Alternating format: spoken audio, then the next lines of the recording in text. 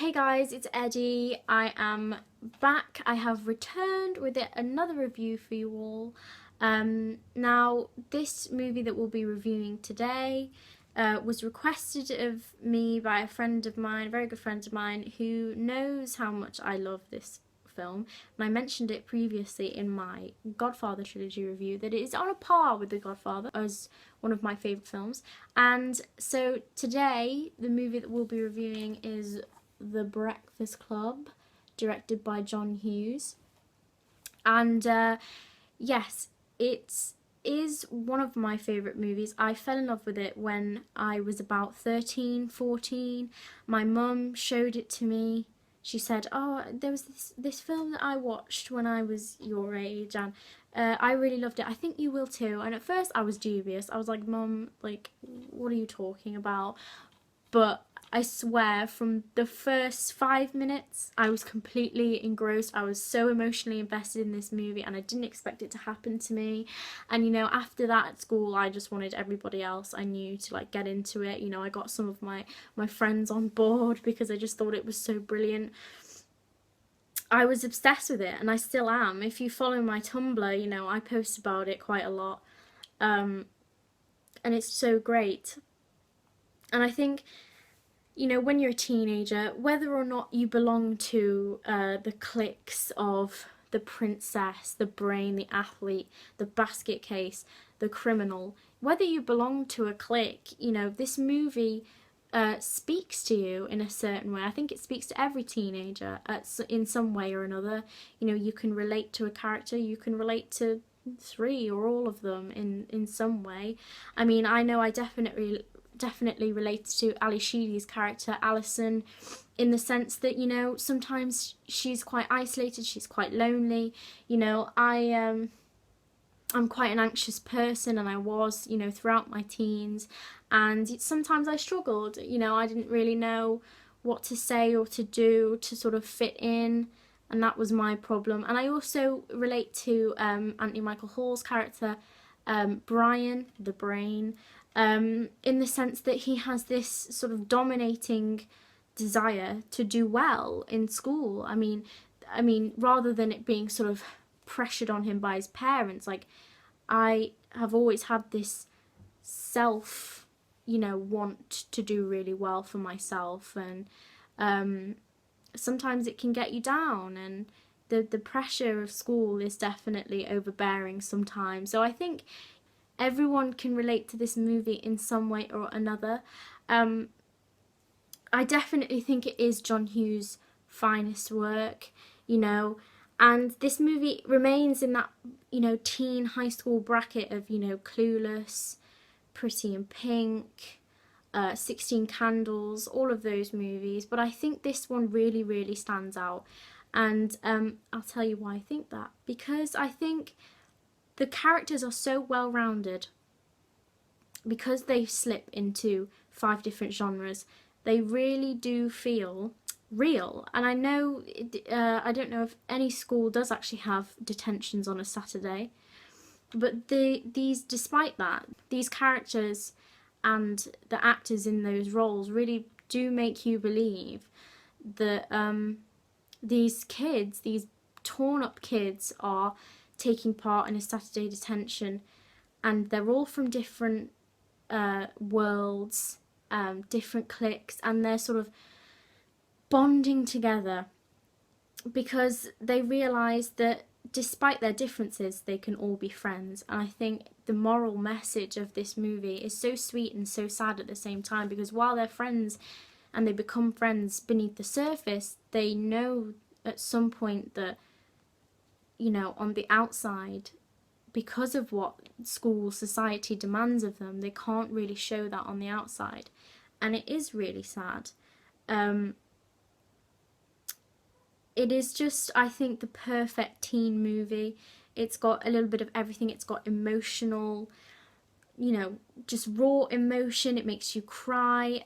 It's got a lot of funny moments, especially coming from Anthony Michael Hall and Judd Nelson as Bender.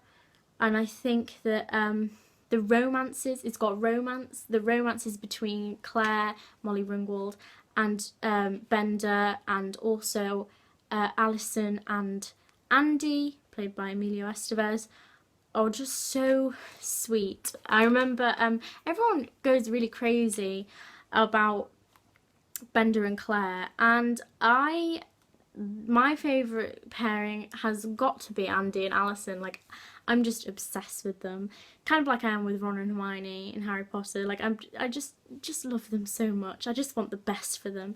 They're really sweet, and you know, it's got dance scenes. Who doesn't love a dance scene? You know, especially in a school library on a Saturday. Now this movie, it's dialogue based.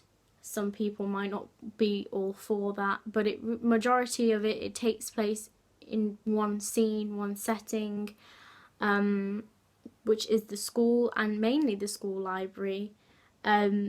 The last half an hour of the film is kind of situated in just one corner of the library, and I know that, or I've heard that John Hughes got the actors to ad-lib that part of the movie, which really just shows how invested these young actors were in their roles. I think it was just fantastic, and total credit to them.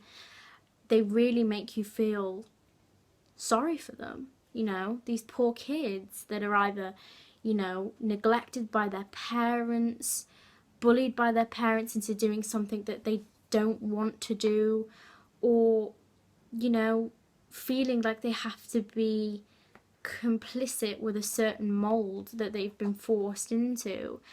And yeah, you really do feel sorry for them. I think that, you know, not a lot of this is a film, I think, that you can be easily drawn into without expecting it. You don't need action scenes or, you know, great a great amount of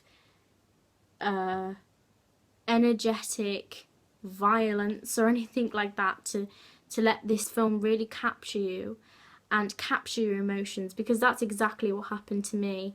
I think the film is perfect for anybody. You know, as I said, it's got a little bit of everything, so you don't really feel like you have to work in order to like this film or to be engaged with it. The characters and the actors do that for you, because they're either so funny or they're so real, or, you know, they're just so fun.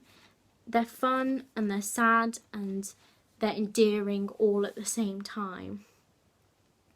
And it has that sort of weird, quirky 80s soundtrack going on.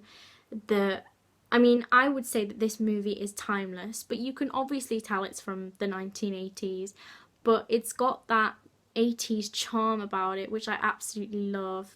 I'm a huge fan of movies from the 80s, so I think that makes this film even better. I think you don't have to be from the same time period as this film to really understand where the characters are coming from.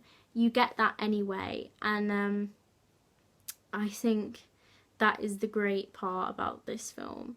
It is relevant whatever and whenever.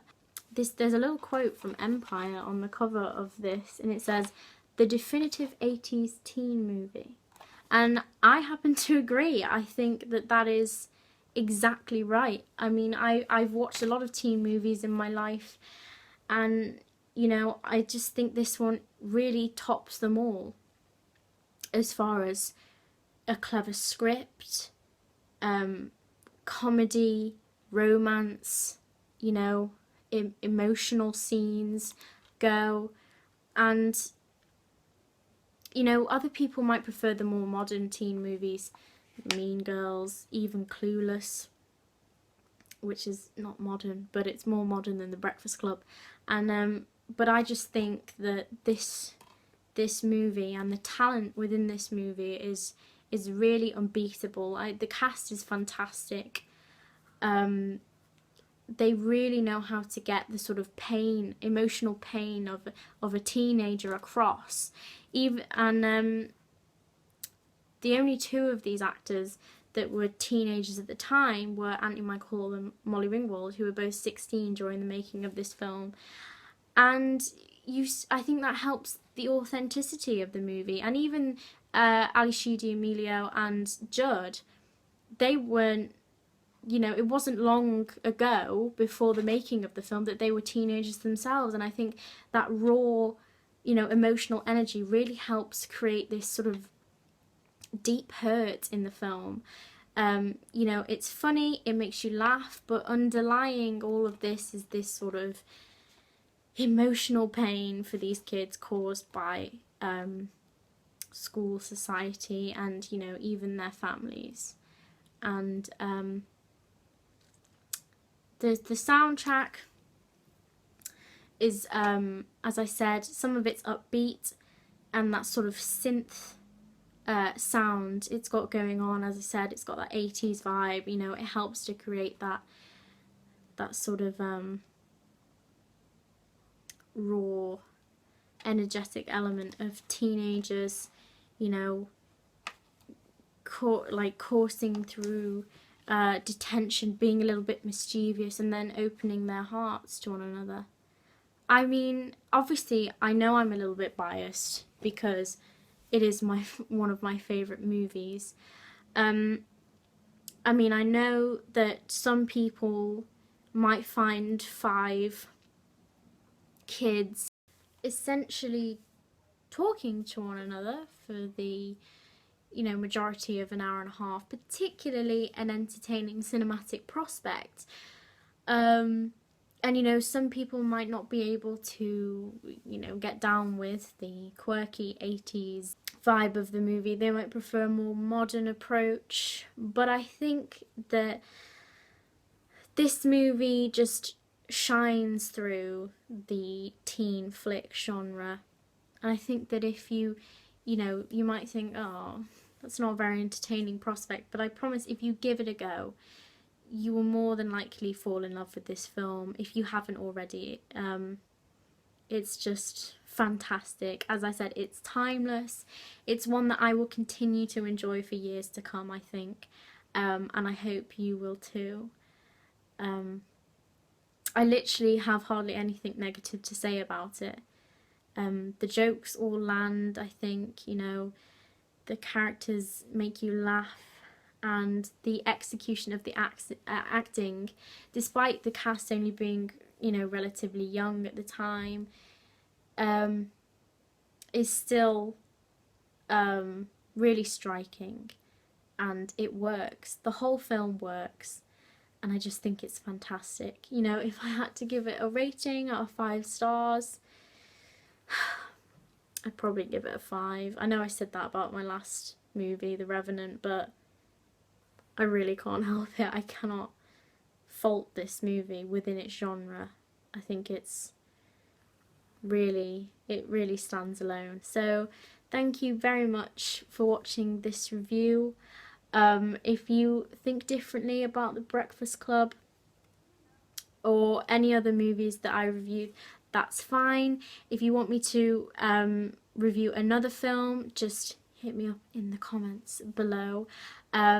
Or I will leave a link to my Tumblr ask in my description, also below. And I will see you in the next review. Bye.